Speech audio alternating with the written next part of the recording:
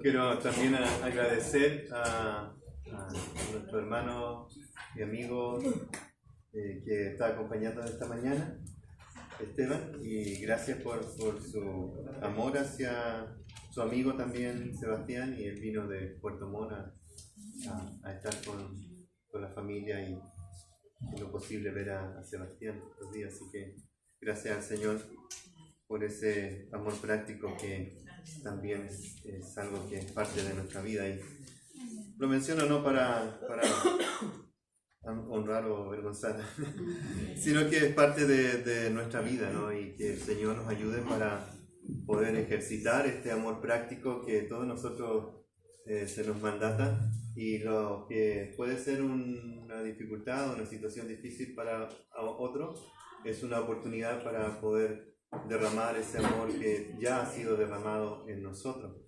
Y algo que voy a comentar también en el sermón de hoy, porque el pueblo de Israel era un solo pueblo, una nación, pero también era considerado una familia. Dios los miraba como sus hijos, los hijos de Israel, los hijos de Jehová. Y él se consideraba el padre del pueblo, pero también habían hombres que eran considerados padres de la nación. Los padres de la nación, muchas veces se hace esa memoria. Así es que este contexto de familia también se exporta a la iglesia en el Nuevo Testamento, y por eso, como mencionábamos en otro sermón o estudio, nosotros podemos llamarnos hermanos, ¿no? No es un asunto coloquial ni cultural, es un asunto de relación espiritual con nuestro Padre Celestial, y que nuestro hermano mayor, nuestro Señor Jesucristo, ha derramado su sangre al irnos a buscar y traernos hacia Él, y hacer de todos un solo pueblo, pero también una sola familia. Y expresamos esa realidad de familia cuando uno sufre, todos sufrimos.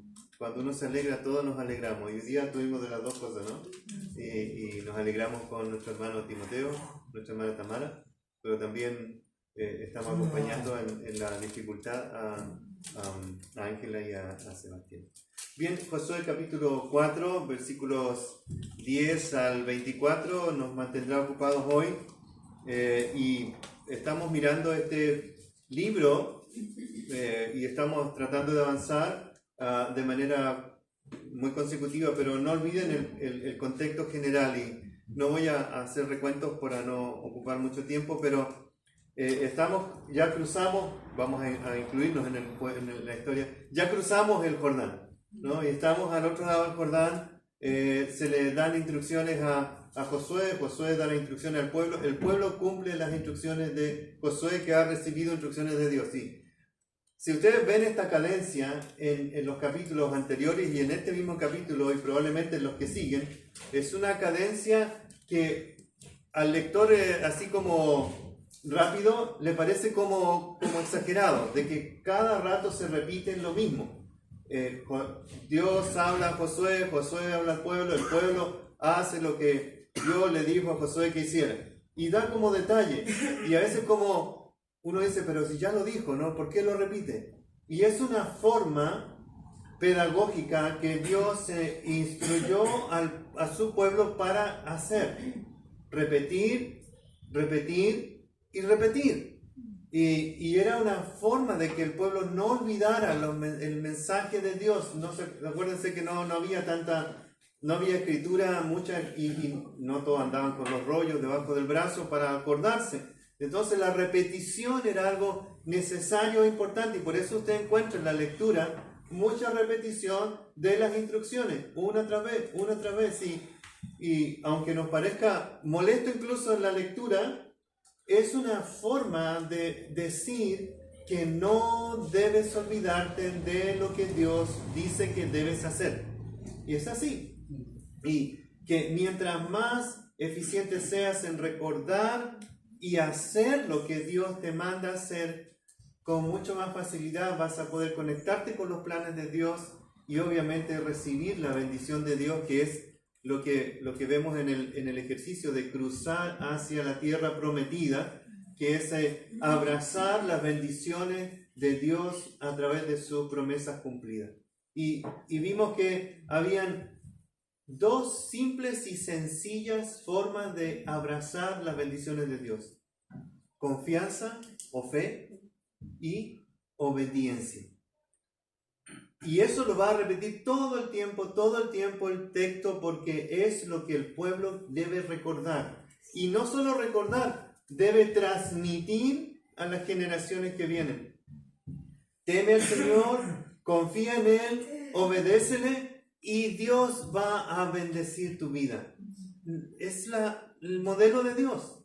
Y no te saltas esos pasos, sino que perseveras en ello día a día, constantemente, a lo largo de tu experiencia con el Señor. Y vas a ver, como vimos en el capítulo 3, las maravillas de Dios en tu vida. Porque Dios así lo promete. No estamos diciendo que Dios va a aumentar tus recursos materiales, que nunca te vas a enfermar, que todo te va a salir bien y que todo lo que tú quieras Dios te lo va a conceder. No es eso lo que Dios dice.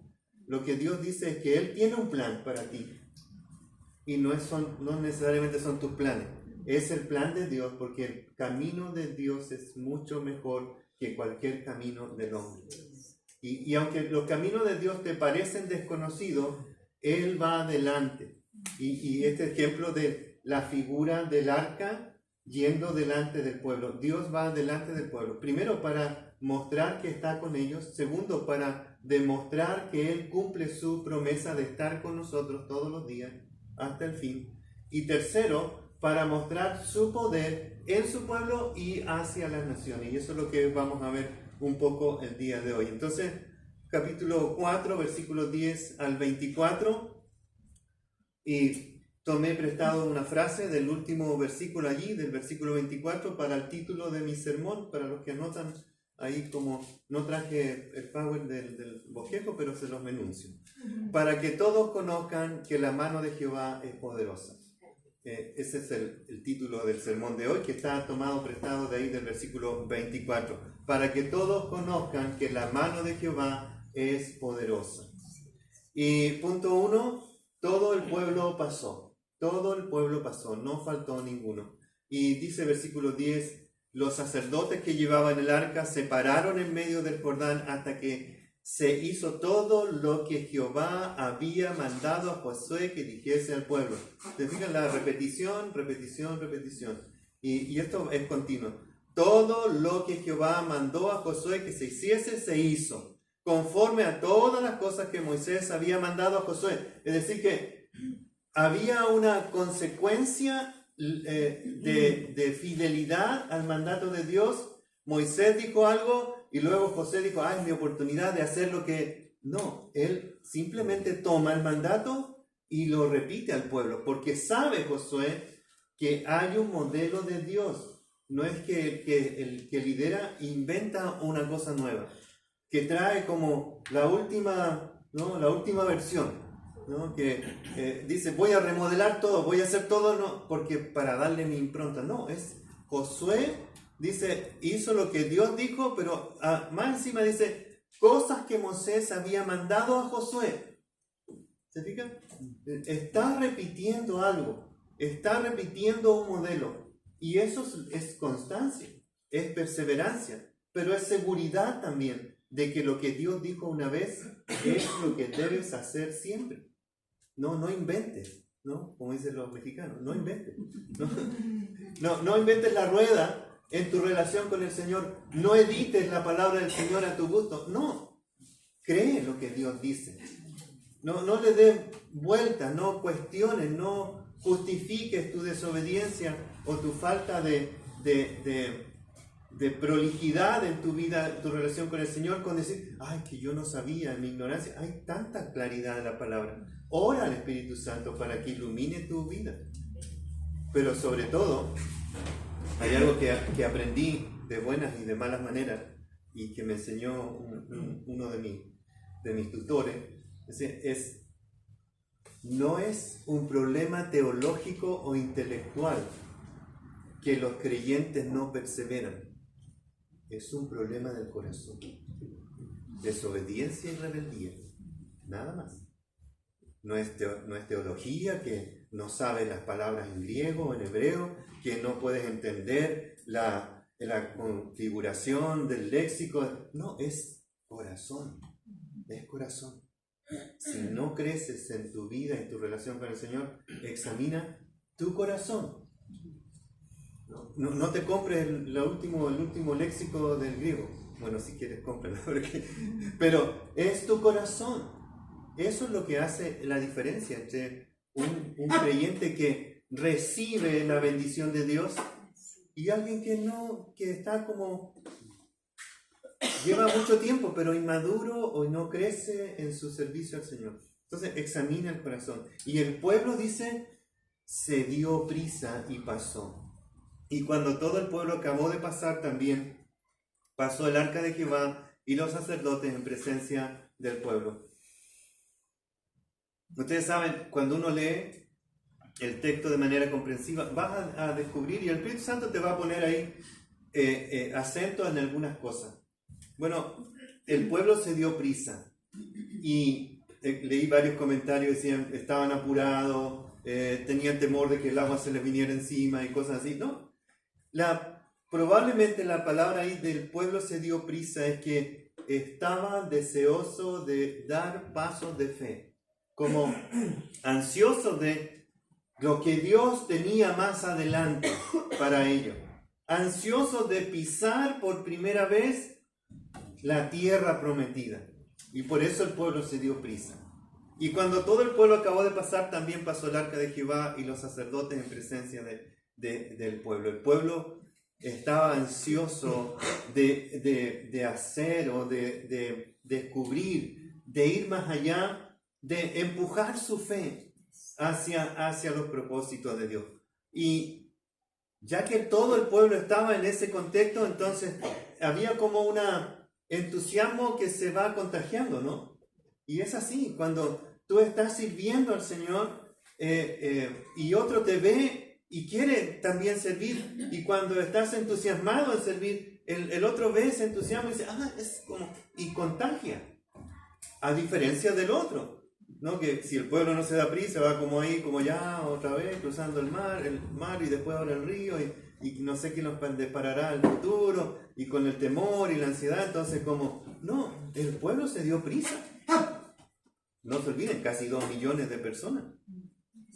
Y dice el Salmo 119, 32, por el camino de tus mandamientos correré cuando ensanches mi corazón.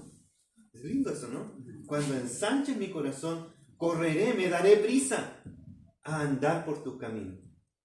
Entonces, si ves a alguien caminando en los caminos del Señor, como arrastrando los pies, anímalo, ¿no? Anímalo, porque es nuestro trabajo, a estimularnos unos a otros al amor y a las buenas obras, la palabra también. Prontitud, es una señal de que tu corazón está conectado con los propósitos de Dios. Que tu corazón está deseoso de obedecer a Dios y no apesadumbrado de obedecer a Dios. No se olviden, Jesús dice, mis mandamientos no son gravosos, no son una carga.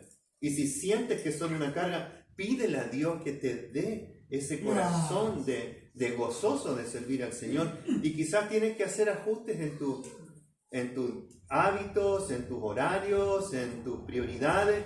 Hazlo, porque el Señor te va a bendecir. Él es galardonador de ¿quiénes?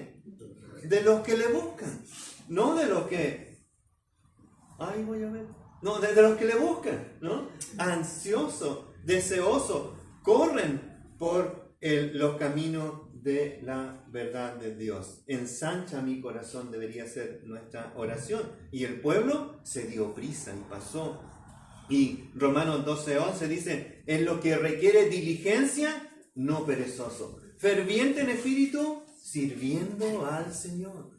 Diligentes en servir al Señor. Y que sea un estímulo para otros de servir al Señor continuamente en nuestra vida. Ya sea en contextos formales, en nuestra congregación, o en contextos cotidianos. Fervientes en servir al Señor. Y sin importar los resultados, porque el Señor es el que da resultados. Nosotros se nos manda a sembrar, a servir, a amar a nuestro prójimo e incluso amar a nuestro enemigo. No importa los resultados, porque el Señor es el Señor de los resultados, no nosotros. ¿Qué se nos pide a nosotros? Fe y obediencia. El resultado es del Señor. El resultado es del Señor. Versículos 12 y 13. Listos para la guerra. También los hijos de Rubén, los hijos de Gad y la media tribu de Manasés pasaron armados delante de los hijos de Israel, según Moisés le había dicho. Se cita de nuevo a Moisés, ¿se fijan? Como hay una consecuencia consciente y obediente de lo que se ha dicho antes. Y como 40.000 hombres armados, listos para la guerra, pasaron hacia la llanura de Jericó delante de Jehová. Y dos cosas me llaman la atención. Versículo 12. Estos hombres iban delante de los hijos de Israel, iban a la vanguardia, iban delante armados. Y eso es muy importante, tener un grupo de personas que va adelante armado. Nosotros también, ¿no? Si somos en nuestra congregación, los que vamos adelante armados, ¿quiénes son? Los líderes de la congregación, los ancianos, los diáconos, los líderes del ministerio, todos vamos armados delante, con fe y obediencia, y con un corazón dispuesto a servir. Y nuestras armas no son carnales ni terrenales, sino espirituales y poderosas en Dios. Así que los ejércitos de estas dos tribus y media que, ¿se acuerdan ustedes? Habían decidido quedarse al otro lado del Jordán porque el pasto era más verdecito para sus animales y todo lo demás, y se quedaron allá las familias y un grupo grande de hombres para cuidar a la familia, y otro grupo, estos que se mencionan aquí, 40.000 hombres armados, cruzaron el Jordán con el pueblo porque hicieron un compromiso de acompañarlos para conquistar la tierra. Y ellos fueron armados a acompañar al pueblo, pero no solo acompañar, se pusieron delante porque habían hecho ese compromiso de amor fraternal, es decir, yo voy contigo, pero no solo te acompaño, voy delante, ¿no? Como decir, yo pongo el pecho a las balas, ¿no? No había balas en ese tiempo, pero la flecha, ¿no? Yo voy delante. Y eso es así.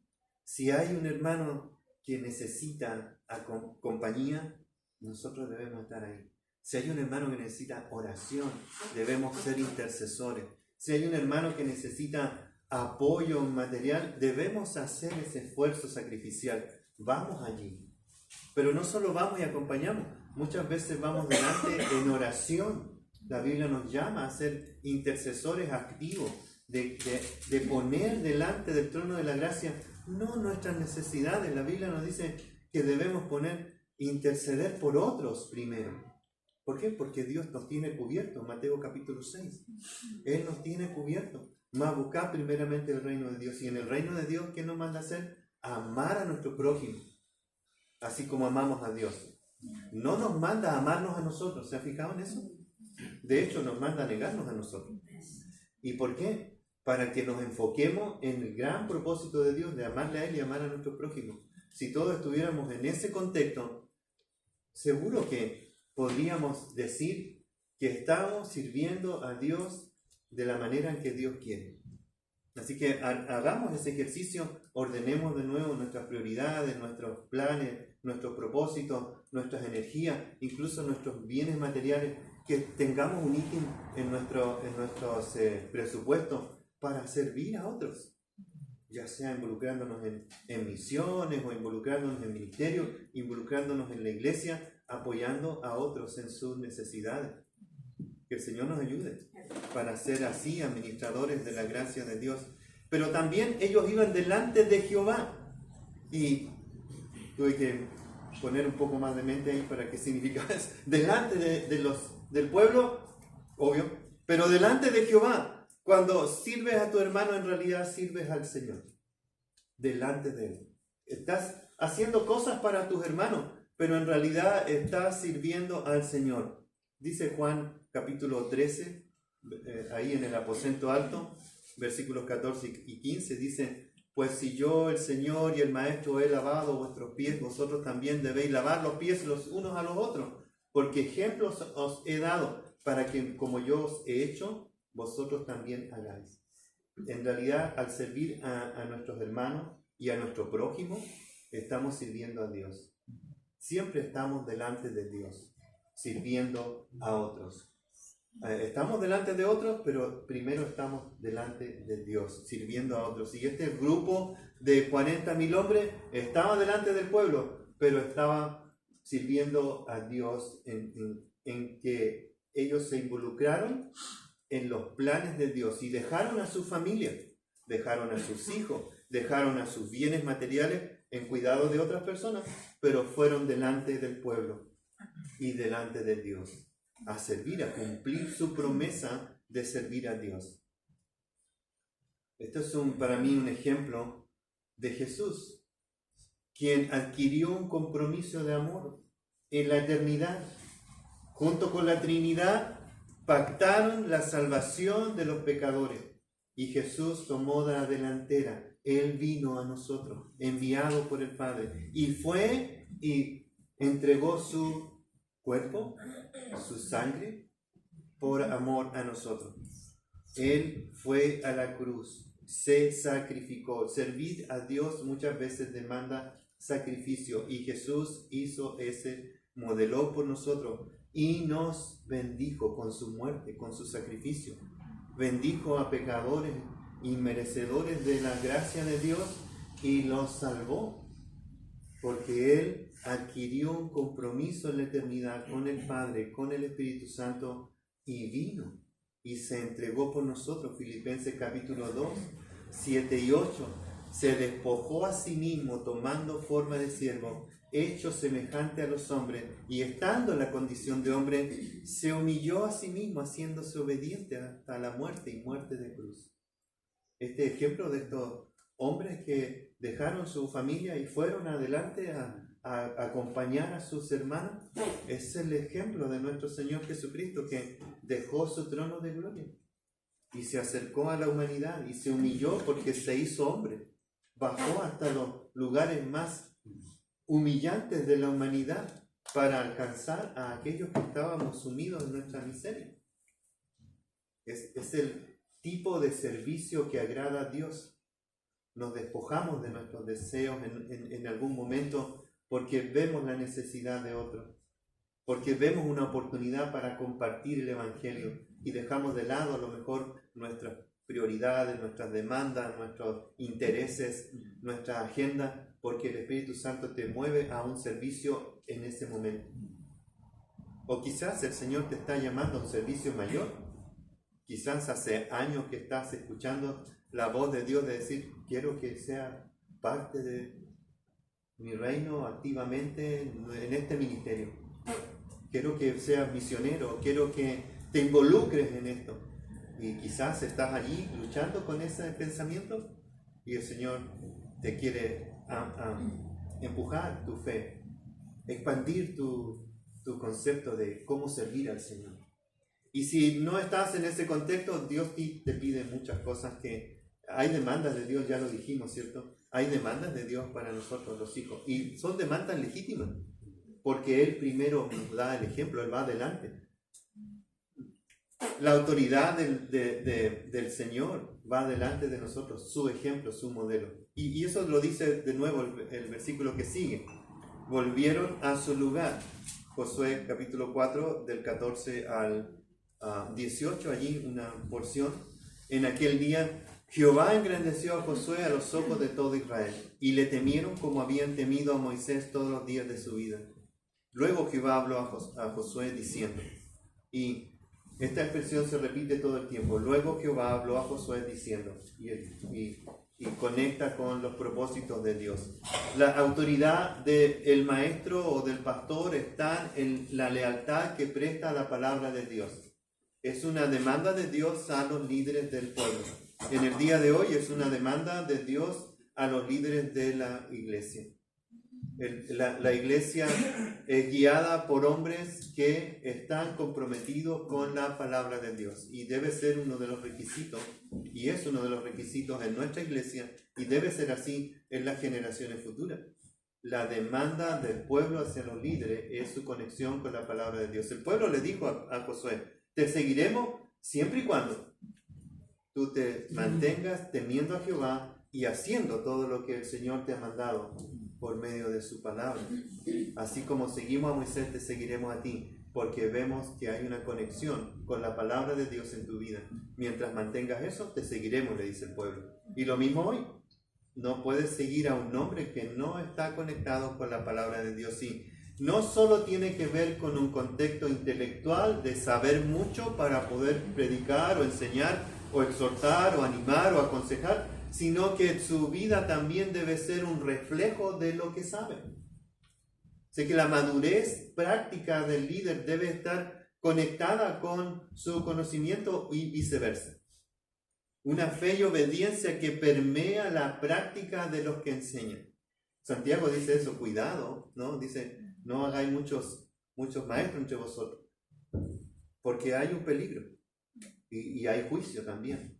Así es que el autor dice aquí, Jehová engrandeció a Josué a los ojos de todo el pueblo. No, Josué no se engrandeció a sí mismo. ¿Se fijaron en eso?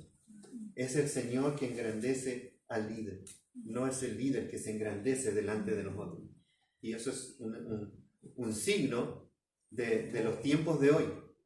Mire, nosotros quisiéramos que nuestra iglesia esté llena de gente escuchando la palabra de Dios. ¿Dónde está la gente? Escuchando a los hombres. Palabra de hombre. Comezón de oír, pero no la palabra de Dios. Y es un signo de nuestro tiempo. Es un signo de nuestro tiempo. La gente considera aburrido cuando uno abre la Biblia. Abrí la Biblia. Y me lo han dicho. Incluso en reuniones de gente. Cuando uno se para, saca la Biblia y dice, no, la Biblia. Y es triste, pero es un signo de nuestros tiempos hoy. Iglesias, entre comillas, llenas de personas escuchando voz de hombre. Así que sigamos las directrices del Señor, como líderes, pero también como iglesia. La iglesia debe demandar a sus líderes que su vida refleje lo que están enseñando. Y cuando no ocurra eso, exhórtelo y amonéstelo, porque la iglesia tiene esa autoridad y responsabilidad. Hebreos 13:7 dice, acordaos de vuestros pastores que os hablaron la palabra de Dios.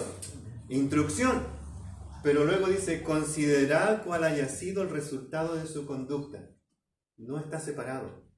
El mundo dice, si lo hace bien, no importa su vida privada. En la iglesia, eso no es así.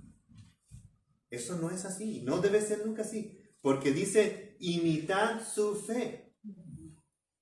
Es decir que puedo estar predicando sobre la confianza en Dios y todo eso, y luego me desmorono cuando me pasa algo difícil.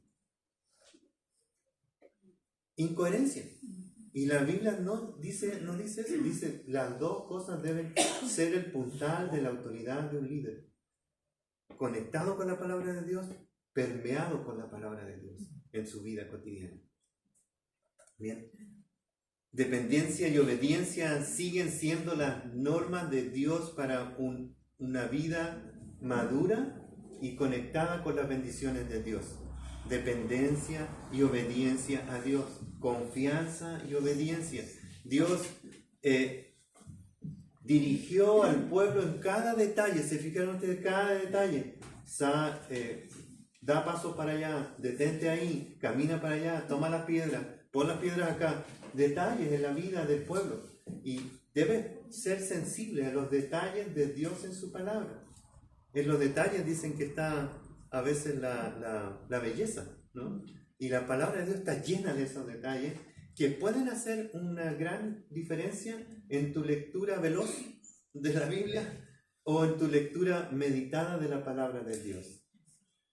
Siempre nos desafiamos con leer la Biblia en un año.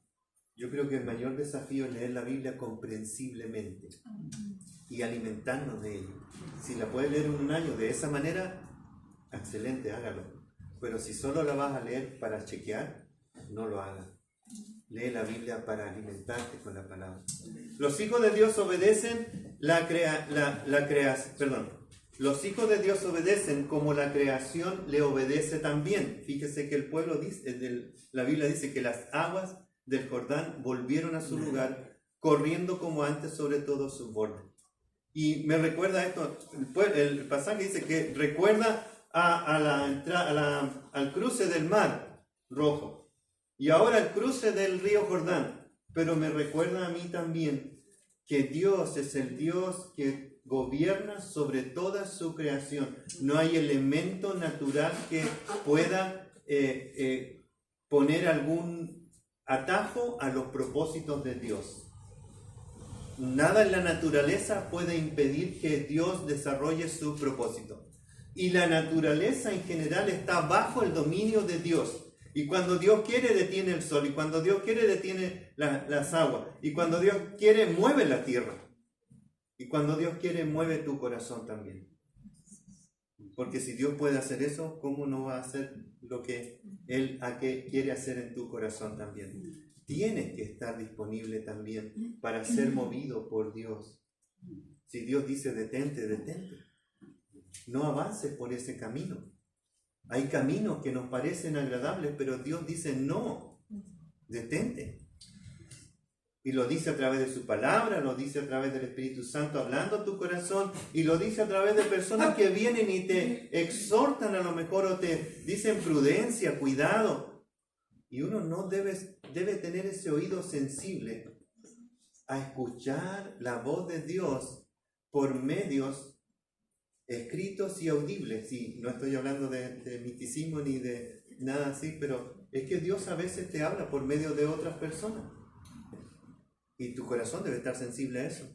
Especialmente si son tus líderes que están puestos en la iglesia para pastorear tu corazón y para amonestarte cuando es necesario, o para exhortarte o advertirte. Y el Señor mueve las aguas, detiene las aguas, las vuelve a hacer correr, hace que el pueblo pase. Dios hace que las cosas ocurran en la vida de aquellos que están sensiblemente conectados con la voluntad de Dios. Me recuerda al Señor Jesucristo. El Señor caminó sobre las aguas, ¿se acuerdan ustedes? El Señor detuvo la tormenta.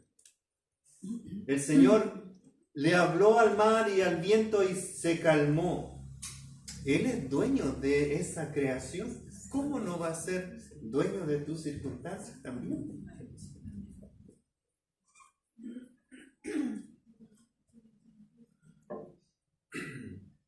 Obedecer a Dios es ir por el camino de Dios. Y cuando vas por el camino de Dios, Dios te va a mostrar maravillas. Y cuando Dios te muestre maravillas, tu corazón se va a alegrar, se va a ensanchar y vas a poder caminar más alegremente por el camino de Dios. Y vas a descubrir que cuando Jesús dice que te da vida y vida abundante, es cierto. Pero debes abrazar los caminos de Dios. Algunas personas dicen, yo no sé, porque mi vida espiritual es tan seca, o mi vida no disfruto al Señor. Y es porque no estás abrazando los propósitos de Dios. Quieres que Dios camine contigo y no Dios que tú caminas con Dios, ¿no? Como los stickers de las micros. Dios es mi copiloto. ¡Qué pena! ¿No? Dios no quiere ser copiloto de nadie, ¿no? Quiere ser el que gobierna y dirige tu vida. Porque de la única manera que puedas abrazar la vida abundante y llena de bendición que Él te tiene preparado, como el pueblo, cruzando la tierra del el río del Jordán. A la manera de Jehová, capítulo 4, versículos 19 al 23. Y el pueblo subió del Jordán el día 10 del mes primero y acamparon en Gilgal, al lado oriente de Jericó, y Josué erigió en Gilgal las 12 piedras que habían traído del Jordán, y habló a los hijos de Israel diciendo, cuando mañana pregunten a vuestros hijos y a sus padres y dijeren qué significan estas piedras, declararé a vuestros hijos diciendo, Israel pasó en seco por este Jordán, porque Jehová vuestro Dios secó las aguas del Jordán delante de vosotros hasta que habíais pasado, a la manera que Jehová vuestro Dios lo había hecho en el Mar Rojo, el cual secó delante de nosotros hasta que pasamos. Un recuento, memoria, recordatorio. Cada vez que ocurre un evento en tu vida, vuelves a recordar que Dios es quien dice que es. Y todos esos hitos en tu vida pasada, donde Dios no solo estuvo presente, sino que estuvo activo, son un aliciente, un empujón de fe para lo que viene adelante. Tu pasado conectado con Dios te traerá bendición de ánimo y de estímulo. Como le pasó a David, ¿se acuerdan ustedes? Conté la historia la semana pasada, no la voy a volver a contar, pero el oso y el león. Y se animó y se estimuló y enfrentó al gigante. No porque él era el mejor, sino porque recordaba que Dios estuvo con él en tiempos difíciles. Cada tiempo difícil que pasas con el Señor y reconoces que Dios está allí actuando y trabajando en tu corazón, eso va a hacer una marca indeleble en tu corazón. Lo vamos a ver la próxima semana. Va a ser una marca en tu corazón que cuando enfrentes nuevas dificultades o nuevas batallas en tu vida, dirás: el Señor me sacó de aquí, el Señor me trajo hasta acá, el Señor me tiene todavía en sus caminos y me impulsa a crecer y avanzar. No olvides quién es Dios en medio de tus circunstancias. De hecho, Jesús le receta a una iglesia esto en Apocalipsis capítulo 2, a la iglesia de Éfeso. Dice: cuidado, porque tengo algo contra ti. ¿Y qué era? Has perdido tu primer amor. En algún momento se desviaron. Quizás se concentraron en sus actividades, sus programas, ¿no? Quizás hicieron cosas que se veían bien, pero eran lejos de Dios. Y Dios dice: esta es la receta. ¿Vale?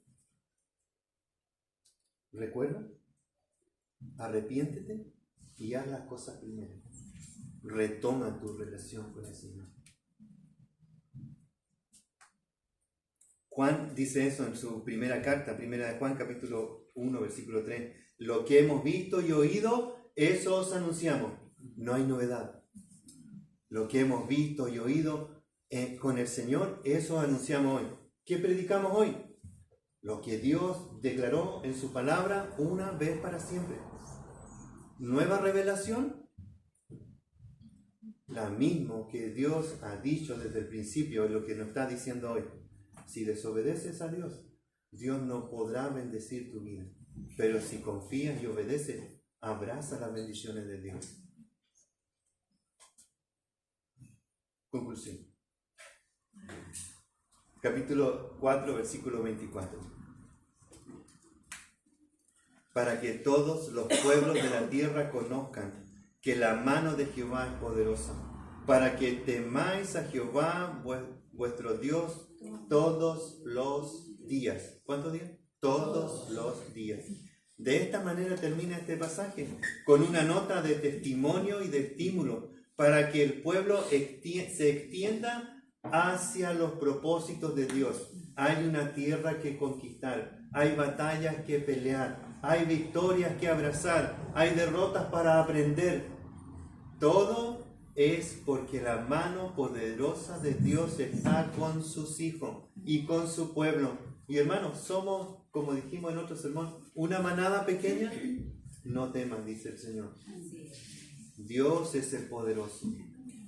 Entre muchos y entre pocos, Dios es el mismo. ¿Se acuerdan de Gedeón? Dios es el poderoso y el pueblo va a aprender eso. No tiene que ver con cantidad, no tiene que ver con recursos, no tiene que ver con habilidades, tiene que ver con ¿qué? Dios es poderoso y la mano de Jehová es poderosa. Es decir, no solo Dios es poderoso en su carácter, en su naturaleza, sino que las acciones de Dios, la mano del Señor, ¿qué significa eso? Las acciones de Dios. Cuando Dios se mueve poderosamente. No deja a nadie sin entender que algunos dicen, los ateos o la gente que no tiene claridad en qué creer, los gnósticos, dicen, bueno, algo ocurrió, algo se movió. No tenemos explicación, dicen los médicos. No sabemos cómo ocurrió, por qué vivió más de lo que nosotros pensábamos. la mano poderosa de Dios se mueve. Y si lo reconoces, estás en conexión con ese Dios poderoso. Y eso nos hace temer a Jehová, nuestro Dios, todos los días. No es un temor de ocultarnos, ¿no? Es un temor reverente. Es un temor que reconoce que solo Él es digno de temor. ¿Me entiendes? Circunstancia, persona, yo mismo. Dios es el único digno de temer. ¿Tienes temor hoy día? ¿Algo en tu corazón? ¿Algo te preocupa? ¿La ansiedad, es decir, lo que pueda venir en el futuro? A lo mejor una pequeña depresión en tus estados de ánimo por lo que estás viviendo hoy. Quizás estás mirando las circunstancias y diciendo, imposible. La mano de Jehová es poderosa. Si te encomiendas al Señor, Él guiará tu camino. El temor reverente se manifiesta de muchas maneras, pero en la vida del creyente se manifiesta a lo menos de 3 maneras. Profundo amor y respeto a los preceptos de Dios, porque sabes que la palabra de Dios te guiará a toda bendición. Una vida apartada. Cuando Dios dice que nos santificó, es que nos apartó para Él. Consagrados al Señor. Consagrados al Señor. Disponibles para ser usados por Él. Y eso significa apartado del mal. Tienes que estar continuamente limpiándote. Dios te va a animar a limpiar el vaso para que pueda ser llenado con la bendición de Dios. Dios no va a bendecir donde hay pecado.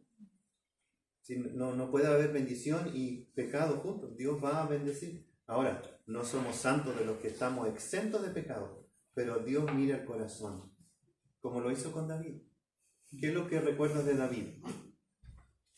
¿Su pecado o su corazón conforme al corazón de Dios?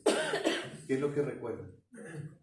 Dios decide mirar a David y mirar su corazón, dispuesto a Él. Y es lo mismo que hace con nosotros. Porque usted sabe que no es perfecto delante de Dios. Dios lo sabe más todavía. Y aún así Dios decide mirarte en Cristo y considerarte santo. Y tercero, que Dios trabaje en tu corazón para proveer un corazón de fe y de obediencia. Pídele al Señor eso. Sabemos que nosotros no podemos producir fe. Es un don de Dios. Sabemos que nuestro corazón no está dispuesto y deseoso de obedecer a Dios. Hay una lucha. Nuestro espíritu está dispuesto, pero nuestra carne no quiere nada. ¿Y qué tenemos que hacer? Pídele a Dios valor. Cada día, cada momento. Señor, quiero obedecer. No hagas propósitos generales ni muy grandes. Dice, Señor, cada día quiero obedecerte. Ayúdame a ser sensible a tu palabra. Y que tu oración comience allí. La Biblia dice, primero prepárate en tu corazón y tu relación con el Señor. Y luego sirve al Señor. El pueblo aprendió que Dios es un Dios poderoso. Porque Dios le mostró su mano poderosa, pero también el pueblo aprendió que habían condiciones para la bendición de Dios. No es una cosa así de kumbaya y pasémoslo bien. Es de obediencia al Señor. Y me lo repito todos los días, porque no estoy dispuesto siempre. ¿Le ha pasado? Voy a leer mi Biblia. ¿Cuánto aguanta leyendo la Biblia? ¿No es una lucha? ¿No es una lucha? Pero me dicen, oye, ¿quieres cortar el pasto? Sí, me encanta cortar el pasto. O hacer otra cosa. Cualquier cosa que no sea en la Biblia. Pero le pido a Dios, Dios, dame amor por tu palabra. Ayúdame a confiar en tu promesa. Dame un corazón obediente. ¿Por qué? Porque Él se merece toda la honra y la gloria. A Él solo debemos temer. A Él debemos honrar. Nuestra vida de servicio es para Él, pero lo expresamos en amor unos con otros. El Señor bendiga su palabra. Amado Padre, gracias. Tanta bendición encerrada en tu voluntad. Y muchas veces, Señor, con dolor lo decimos, cuánto desperdiciamos tus bendiciones. Oh Señor, ayuda a esta tu iglesia para ser sensible a tu palabra. Queremos hacer tantas cosas para ti, pero ayúdanos a que esas cosas que queremos hacer sean las que tú quieres que hagamos. Y bendice nuestra vida también, Señor. Ya lo has hecho a través de poner en nosotros tu Espíritu Santo. Oh Padre, que tu Espíritu pueda estar en comunión con nuestro Espíritu y nos impulse a la confianza y a la obediencia. Gracias, Padre, por esta tu iglesia. Gracias por esta tu palabra. Que tú nos guíes hacia todos los bienes que has preparado para que andemos en ellos. En el nombre de Cristo. Amén. Amén. Gracias, mi hermano.